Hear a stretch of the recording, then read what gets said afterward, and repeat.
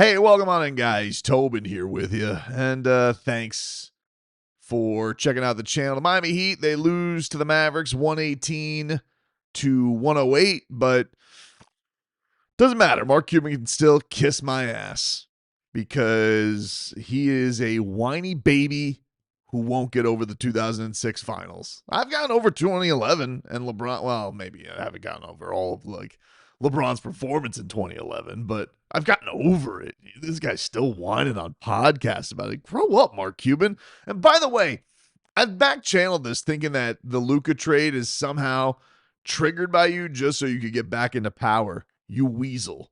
Anyway, let's get to the game. I digress. Heat lose by 10 today in what I don't even know like officially, but I have to imagine that's the worst shooting game of the season for Miami. The Heat shot under 40% today. Really, really rough shooting night for everybody who is shorter than 6'9". Everybody else, yeesh. Miami today had a rough go of it. They worked, once again, felt like they worked this thing all the way back into a clutch game because for the most part, they were kind of chasing their tail down like a dozen, 15, 10 since basically the middle of the second quarter. And then they make a furious run. They couldn't hit threes to save their life today. Barely could hit shots, but they could not shoot threes at all. Finished at 29%. But even like going into the fourth quarter is even worse than that. They got a little bit of a rally in the fourth quarter. But yeah, it was an ugly night for Heat offense and a really strange night as well. We got to see some things we liked and been wanting to see. We've gotten this, and then I was a little confused by some things. So we'll start off here. Norman Powell missed the game. Norman Powell dealing with an ankle injury. So we got word at the end of or on the injury report that he was dealing with this, and they want to be smart about it. As Spo said, they got a big game coming up against the Magic, on Friday. And Dallas always can be a little bit of a tricky place for Miami to win, but but this is a team like Dallas has had an obviously strange year with firing their GM, and now they've gotten a lot of pressure out of the building, waiting for Anthony Davis to come back. They've gotten some nice wins now. They won in Denver, even though Denver is banged up. They now have beaten Miami, getting revenge there, and they just have a propensity to play good defense, have a tough night scoring, and they have a lot of stuff seemingly coming together for them, particularly Cooper Flagg the kid looks like, pardon my French, but the truth. I mean, he looks really, really good. It's really not fair that they got him all because of this Luka trade. Like, it's really... We deserve Giannis, Adam Silver. That's all I'm going to say, dude. I mean, I know I talked about this but like, dude, you owe us Giannis Antetokounmpo. This is bullshit. How did they get Cooper Flagg for having one of the worst trades in history unless it was completely on the take just for you guys to get Luka on the Lakers because NBA ratings were a crazy story last year, and yet this ended up being the biggest sports story basically of the year 2025? And I really think you rigged the lottery for them to get this 18-year-old, 6'9" unicorn. He's, scoring. He's almost chasing down Kobe for most or second most points by an 18-year-old. And I just say all this, not to whine, but just to point out, you hit a gambling scandal from us, dude. And I want revenge for this. And if you're not going to give me this pick, then you damn well better give us Giannis Antetokounmpo on the Heat. You owe it to us, dude. That's all I'm going to say. I'm going to get back to the game. I'm lashing out. Let me get back to the game. So anyway, no Norman Powell. I haven't even started the game. No Norman Powell for the Heat. And the Heat now, I think 2-3. This is his fifth missed game. 2-3 without Norman Powell in the lineup. And the difference was, one of the things you had Tyler Herro's first game was, I believe, against the Mavericks, where he went floater crazy. And Norman Powell didn't play in that game. And then and the Heat didn't score too well. Today, it didn't feel like a pace thing. I actually felt like the thing that sucks about today is I felt like the Heat moved the ball really well. I mean, the first 3 quarters felt like the ball was popping. I felt like they had a lot of great looks.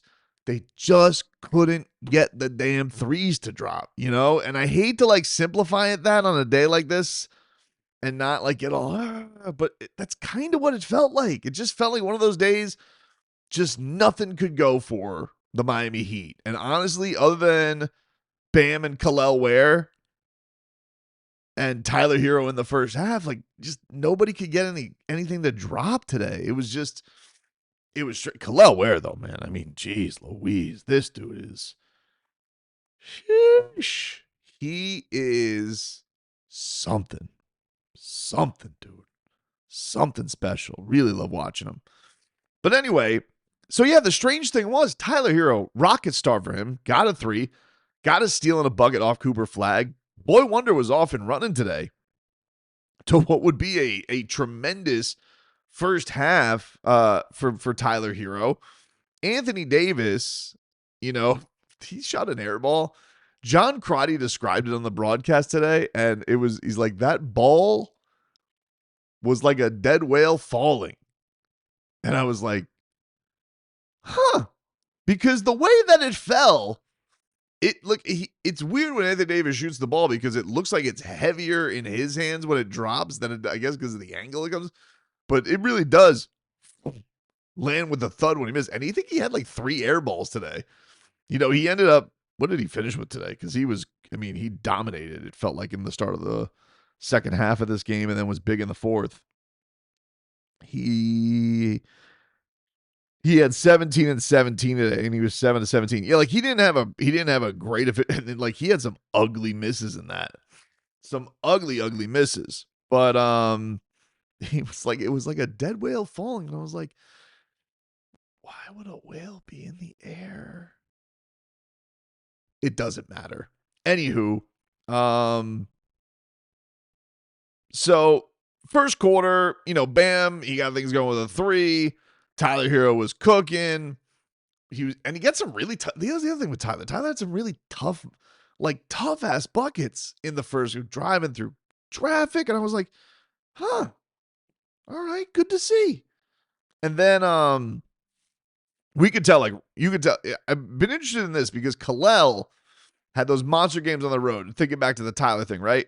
Tyler comes back. All right, this changes things up for the starting lineup. And it's not that Kel'el's played poorly, though he didn't score, I think, in the last game. Didn't really matter. Obviously, the game was a blowout.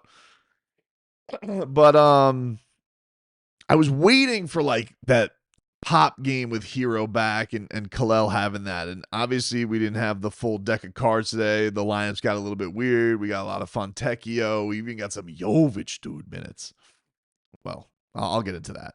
But my point being, I just thought Kel'el just came in, boom, just was really brought the energy. Had some follow-up slams. He was looking really, really good. So I was like, I think we're gonna get one of these today. We also, strangely, in the first quarter, got Caleb Martin and Simone Fontecchio jawing at each other. Which I don't know if Simone said something in English and Italian. But Caleb Martin, former Miami Heat wing, of course, a all-time role player for the Heat, and especially in the Eastern Conference Finals, how great he played. Arguably that he could have won the Larry Bird Award for Eastern Conference Final MVP, which went to Jimmy Butler. But yeah, my point being on this, that just Kel'el brought some good energy in that first quarter. Hella got a real, and this was a big turning point for the game, honestly. Second quarter, Jaime Jaquez starts off the quarter, and he draws a foul on Cooper Flagg. Now, Flagg already had 2 fouls because Pelle Larsson was going at him, and so you're like, oh, all right, let's see what he's got here. Little moment for the rookie, and Jason Kidd leaves him in, and he puts a pretty move on Tyler Herro for a jumper, right off the bat, and was the start of what was a really great night for the number 1 overall pick. So That was something. That was absolutely something. And in this second quarter, this kid Ryan Nembhard for the Dallas Mavericks, like this kid really, really took over. And it was very impressive. They outscored Miami 36-21, completely swung the game. He had a really rough shooting night going into halftime. They were 4 of 19 from downtown, 21%. They shot 35% from the field. And the only guys keeping them afloat were Tyler, Bam, and Kel'el Ware. Everybody else was like stinking up the joint. It was crazy. On the Jović playing time, as an aside, Jović, dude. It was, well, he was -8, but it wasn't on him. And I honestly think, and I'm going to sound like I'm caping for Nico here, and a little bit I am. I feel like he needs some people in his corner because everybody's rats off a ship. I thought he took care of the ball well. I thought he made some really crisp, good decisions with the basketball. Had some iffy moments on defense. I can't shake that. But on offense, one of the things that's been taking care of the basketball, I thought that he did that well. I thought he made some really good decisions. Shots just were not falling today. He missed his only 2 shots. He missed an open 3, and he missed a runner that both, I think, rimmed it out. So, like, he's just doesn't have that confident touch yet. But I actually was like, okay. It was the first time I had seen him in like 3 games where he looked at least like he belonged on a basketball court. So that's progress. Progress for Nico in that regard. Okay. So we get to the third quarter. And we get a killer back and forth between Bam and AD. These guys are going at each other. Bam, you get a monster AD slam. Bam turnaround jumper. Bam's going right at him for a turnaround. They both hit the ground. Bam's starting to feel it. AD answers with a 3 ball. Then the next time down, they kind of break momentum because they don't just have AD on him. They throw Nembhard around him on the double team. Bam turns it over. And there was a killer play. It was like 12 points. And the Heat could have got it back down to 10. And it was a killer swing play. Bam gets a steal. Davion Mitchell down the court, turns on the Jets, and AD, like a giant pterodactyl condor, chases it down, block, loose ball to Bam's hands. He kind of falls, ends up going the other way. Najee Marshall scores, and they go up 14. So instead of being down 10, 14-point deficit, 4-point swing, so instead of this back and forth where Miami's kind of maintaining back where they were, instead, you're chasing from behind, and so really a tough go over there for the Heat with not getting that bucket to go down. Davion Mitchell, though, I think did a good job distributing tonight. He also didn't quite have the offensive game. He did not bring that to Texas with him. What did he finish today? He was 2 of 7, 4 points, 9 assists. But no turnovers, no steal. He got blown by a couple times, like not that dominant Davion Mitchell stuff that we're used to seeing. So, Davion, not his best night. Andrew Wiggins, it really, like, he had probably the toughest night. Like, he just, I think he had like 2 putbacks, but like anything that he tried to score by himself didn't have a prayer today. And he'll have these. Like, he just had some incredible performances. And then he'll throw up one where you're just like, whoa. So the third quarter, you have this big swing moment, and then you get Klay Thompson. They really just start, they start nailing some big shots. Cooper Flagg is feeling himself. He gets a runner off the glass. Brandon Williams had a tough turnaround jumper on Pella Larson. But, Flagg had it going. And then the Heat, just didn't really, they just couldn't get into a flow of things. And the strange thing about this offensively was that Tyler Herro, after 20 points in the first quarter, didn't score in the third. But even odder was he only took 2 shots, which was like, and it was noticeable. It was, and I don't know what it was. I don't know if it's one, because, we're doing this sub thing where Tyler's the first guy out. Then he's the first guy in. So he's out. Usually Jaime comes in. Then Jaime's kind of handling the ball. Then you have Tyler Herro come back, but he was kind of just off ball the whole time, and he didn't get a lot of love. He didn't get the rock a lot. And I don't know if it like just took him out of rhythm or what, because it just never really came back after just having this torch start where he was attacking, he was aggressive. I'm not deeply watching the film here, but I don't know if it didn't feel like he was being bottled up by anybody. It just, I don't know, he just kind of flowed out of things. And then he got, a couple of late threes. Like, I think if I recall, I think like two of them were on inbounds. One was like with 5 seconds on the shot clock. He just wasn't involved a ton. So that was a little bit weird, especially on a night where there's no Norman Powell. I felt like in a lot of times Jaime kind of dominated the ball a little bit, and I didn't think that, and Jaime didn't have the greatest night, and maybe he wasn't popping on those decisions to find Tyler. Like maybe that was a strategy, like, hey, get in the paint, draw the coverage, kick to Tyler. I don't know. The Heat kind of free flow. They don't run a whole ton of plays, so I'm a little bit lost on what the hell happened there. So, like, I'm not going to kill Tyler for the second half because, like, he didn't throw up a ton of bricks. He was, after a half where I think he was 8 for 12, he was 0 for 5 in the second half. And that was just strange. And part of it was Bam was having a good night. Kel'el Ware. This was probably the most exciting thing of the second half with you're going to come up short. Kel'el Ware, man, especially in these things, they just pop when he has them offensively. He, first of all, he had an incredible night. Everybody, this has happened, I think, twice to the Heat recently. And was the other one actually the Dallas game too, or was it the Bucks game? But like, there was a game where the Heat just couldn't hit any threes except for Kel'el Ware. And tonight was another one of those where what did we finish with tonight? The Heat finished with 11 made threes today. 4 of them were for Kel'el Ware. That's great. And Kel'el's like a good shooter, man. Like, it's crazy.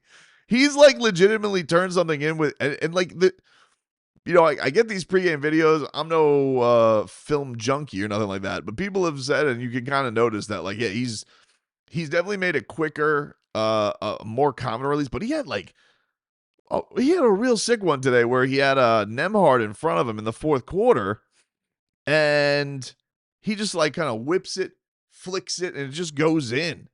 It was really exciting, and he got the game to within. He got the game to within 7. Then Nembhard hit a sick fadeaway against Bam. This is in the fourth quarter, and then Kel'el, he has this drive, goes out wide with his hand, scoop shot around Anthony Davis, and I was just like, that was something. That was something from Kel'el Ware. Then you have this Anthony Davis shameless spin move flop. Hated it. The Heat respond with that. So we do get what we wanted, which was a closing lineup with Bam and Kel'el together. They closed with Mitchell, Wiggins, and Tyler. Bam comes in off the free throws. He drives right down the lane. Anthony Davis is way off him. Bam throws up a hard, nearly broke the backboard runner that goes in, gets the Heat to within 10. And you're just like, all right, we got this. You got this puppy going, dude. Got this puppy going. The Heat got it to within 6. And then, let's see, Kel'el then forced Max Christie to miss. And then the Heat, this is the 3-ball I mentioned, 80, blocked Wiggins from behind, goes out of bounds off the Mavs, stays with the Heat. There's 5 seconds left on the shot clock. Spo calls timeout. This was one of the plays they set up to go to Tyler Herro. It was a little bit of a hard look for him. The 3 rolled in and out, and the Mavs got the rebound. They called timeout. They don't score. Bam Adebayo gets a quick run, nice defense, runs it the other way, big-time bucket, gets the Heat to within 4, officially a clutch game, which nobody in the league has been in more clutch games than the Dallas Mavericks. And but that would pretty much be it for the Heat. They'd only score one more basket after that. It all went away. because the Mavs would answer that the Mavs would answer 80 at a tough jumper over Tyler Herro. So he got a basket, and then Cooper Flagg. This is what's going to end up on SportsCenter tomorrow. Cooper Flagg, he ends up with a sick turnaround jumper swish, gets it to 8, and then he gets a block on Andrew Wiggins on the other end, intangibles. And then Mavs take it the other way. AD with a beautiful little scoop pitch to Cooper Flagg, puts it in. Mavs on a 6-0 run. It's a 10-point game. And that'd be all she wrote. Herro missed another 3 with a chance to cut it to 5. They could not convert, and AD would get a lob. Boom. That would be all she wrote. So, bam, he had like 2 prayer threes. The game was already over that he missed at the end of the game. So they lose by 10. Tough shooting night. Rough night for a lot of guys shooting. I would say the most noticeable were Wiggins and Jaime. Jaime did a great job of stealing the basketball, but just could not get anything to go tonight, especially early. And, of niche, Simone Fontecchio getting a couple threes to drop was nice. It was nice. But he still was 2 of 7. Not a great shooting night. It was an okay shooting night. And he's been in a little bit of a funk because he was like, I think he was 4. What was he, 4 of 31 coming into this game? Wrote it down somewhere. Yeah, he was 4 for his last 31, his last 5 games. So, not tremendous. So, if we go, he's 6 for his last 38 over his last 6 games. He's shooting 16% from 3. It's been a rough go of it for the gondola. Not many mama the threes, you know what I mean? That is tough. But all in all, like, look,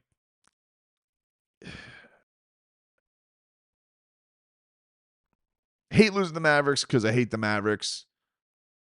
Heat on the road hasn't been as effective, but they also didn't have Norm tonight. And Norm has been huge for them. He's obviously coming off a huge game. And I think the thing that sucks for the Heat is, like, it was just and Tyler was talking about this before the game at Shoot Around with Jackson, Ira Winderman, about the comfort of things and how they're coming together. I asked Norm about that. He's saying that's all kind of the lead on defense. Defense, was not awesome tonight. The Mavs did shoot over 50%, both at threes and from the field. They had I honestly do think it was a little bit of like, they made a lot of tough shots. I mean, Nembhard, Brandon Williams had a couple of tough makes today. Cooper Flagg shot making was sick. Najee Marshall is like always there to pick up the loose change, it felt like, for the Mavericks. Remember when he wanted to fight Jimmy Butler? That was crazy. So all in all, I thought that it was a mostly just a rough shooting night. I think it happens. I think the good part of today, I like seeing Bam and Kel'el. I thought they both played a good game. Obviously, it sucks to not get the ending that you wanted. But Kel'el, I love seeing this life from him. I want to see it when there's a full deck of guys, and I hope that Spo in thoughts is more open to playing him and Bam together. I'm very intrigued by that.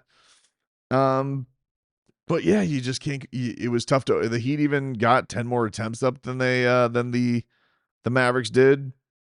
Got to the free throw line more than they did, but shot like a third little pig tonight, dude. House full of bricks for the Miami Heat. They'll be back in action on Friday against Orlando. So we will await retribution to bounce back.